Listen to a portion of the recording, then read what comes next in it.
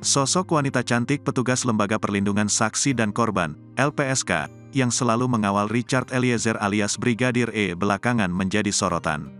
Seorang wanita pengguna akun TikTok bernama @tinaratu sempat mengaku menjadi sosok petugas wanita LPSK tersebut.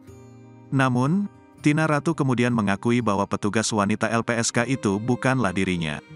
Wakil Ketua LPSK, Edwin Partogi Pasaribu lantas buka suara terkait sosok wanita yang mendampingi Richard Eliezer.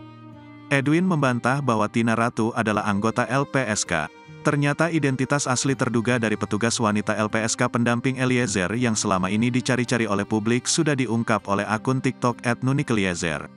Petugas wanita LPSK ini terlihat menundukkan kepala dan memejamkan mata sambil menggenggam rangkaian bunga warna putih. Ia mengomentari video yang menampilkan fotonya itu. Warganet pun memuji sosok petugas wanita LPSK ini atas kinerja serta wajah cantiknya. Sebelumnya dalam persidangan yang digelar di Pengadilan Negeri N, Jakarta Selatan, Rabu, 15/2, lalu, dihadiri oleh banyak orang dari berbagai kalangan masyarakat. Setelah pembacaan vonis selesai dilakukan oleh majelis hakim dengan mengetuk palu sidang, sejumlah orang dengan rompi bertuliskan LPSK langsung mengerumuni dan melindungi Richard. Sebuah video cuplikan memperlihatkan icat sapaan akrab Richard, yang selalu didampingi wanita cantik anggota LPSK selama sidang pun ramai jadi perbincangan.